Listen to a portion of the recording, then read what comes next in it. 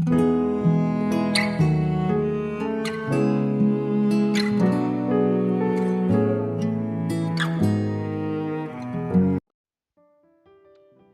saudaraku, dimanapun Anda berada. Senang berjumpa kembali menjumpai saudara saat ini. Saya berharap kita semua tetap dalam kasih dan perlindungan Tuhan kita Yesus Kristus. Selamat datang kembali di channel Pokok Anggur bersama saya, Yusia Krispianto. Mari saudaraku, sebelum kita bersama-sama untuk merenungkan firman Tuhan, mari kita terlebih dahulu kita akan berdoa. Bapa di surga, Bapa yang baik, Bapa di dalam nama Tuhan Yesus, kami bersyukur buat segala kebaikan-Mu hari ini. Terima kasih buat penyertaan-Mu sepanjang hari ini bagi kami. Saatnya kami rindu untuk bersama-sama merenungkan firman Tuhan. Mari ya Tuhan, ajari kami untuk mengerti dan memahami segala kehendak-Mu bagi kami. Mari ya Tuhan, buka rahasia firman-Mu saat ini dan terangi hati kami dengan segala firman-Mu.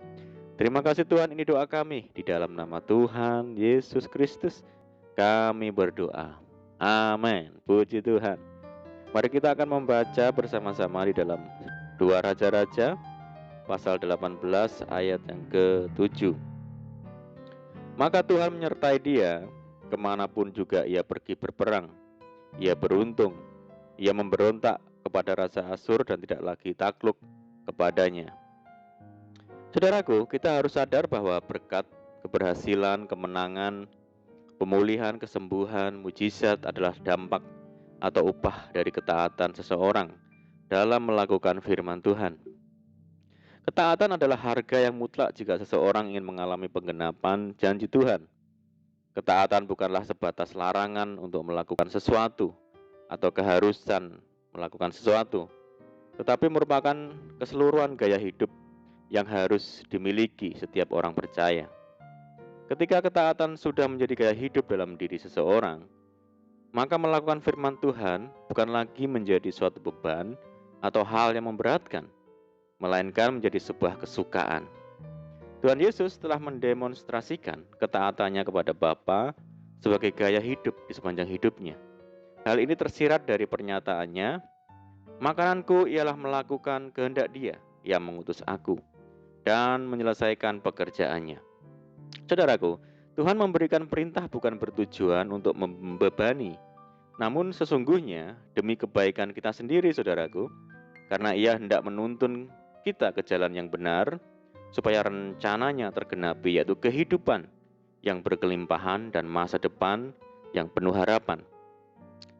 Tetapi yang disesalkan, banyak orang memilih tidak mau taat mengikuti jalan Tuhan.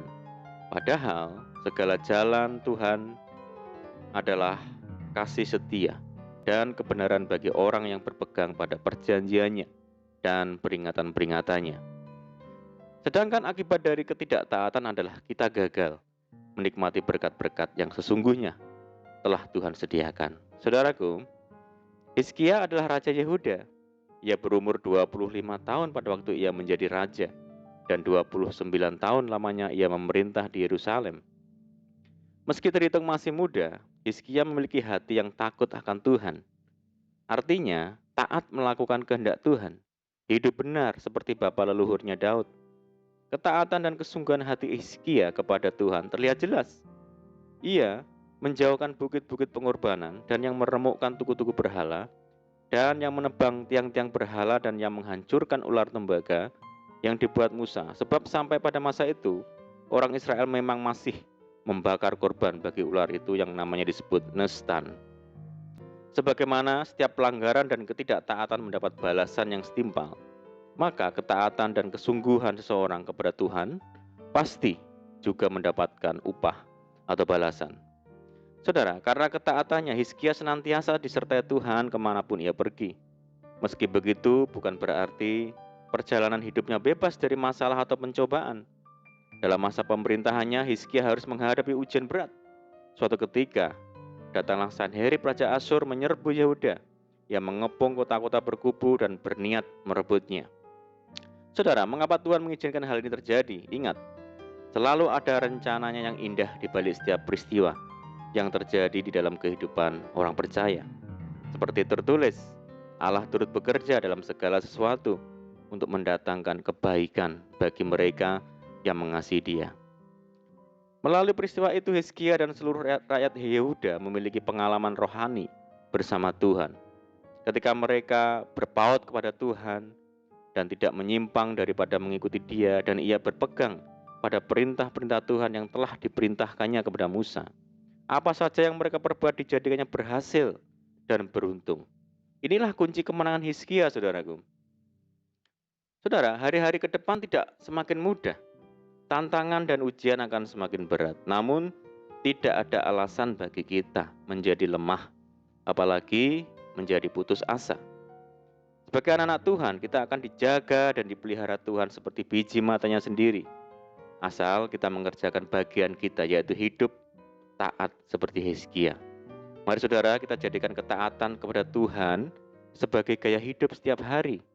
Karena jikalau kita setia melakukannya, maka segala upah ketaatan itu akan mengikuti kita, yaitu semua hal yang baik yang dari Tuhan. Amin, puji Tuhan. Mari kita berdoa. Bapa di surga, Bapa di dalam nama Tuhan Yesus, bersyukur buat firman-Mu saat ini Tuhan. Ajar kami, Tuhan, untuk memiliki ketaatan terhadap segala kehendak Tuhan dan menjadikannya sebagai gaya hidup, sehingga hidup kami Tuhan jadikan berhasil dan beruntung. Kami dapat menikmati semua yang baik yang dari Tuhan. Ajar dan mampukan kami ya Tuhan untuk setia melakukannya. Terima kasih Tuhan. Saat ini kami berdoa bagi saudara-saudara kami semua yang mendengar program ini dimanapun mereka berada. Yang sakit Tuhan sembuhkan di dalam nama Yesus. Yang hidup dalam tekanan, di dalam kesulitan, di dalam pergumulan, permasalahan, mari Tuhan tolong mereka, bebaskan mereka, berkati dan pulihkan hidup mereka, serta buka jalan ya Tuhan. Tuhan memberkati mereka dalam rumah tangga, di dalam pekerjaan, usaha, pendidikan, dan apapun yang dilakukan. Berdoa bagi saudara kami yang hidup dalam ikatan dan belenggu dosa. Mari Tuhan lepaskan di dalam nama Tuhan Yesus. Berdoa bagi saudara kami yang tertimpa musibah bencana alam. Tuhan berikan pertolongan, kekuatan dan penghiburan bagi mereka. Mereka yang tinggal di tempat pengungsian, mari ya Tuhan tolong hidup mereka. Berdoa bagi bangsa kami Indonesia. Tuhan memberkati bangsa kami. Tuhan memulihkan bangsa kami Indonesia. Terima kasih Tuhan, ini doa kami. Kami percaya Tuhan mendengar seruan doa kami. Hanya di dalam nama Tuhan Yesus kami berdoa. Amin. Puji Tuhan saudara. Kita sudah berdoa. Saya percaya saat ini kita dikuatkan dan diberkati melalui firman Tuhan. Mari saudaraku, kita tetap semangat di dalam Tuhan. Jangan berputus asa. Mari kita tetap berdoa, bersuka cita senantiasa. Sebab di dalam Tuhan kita sanggup melakukan segala perkara dan lebih dari orang-orang yang menang. Selamat malam dan selamat beristirahat. Doa saya menyertai saudara semua. Tuhan Yesus memberkati. Haleluya.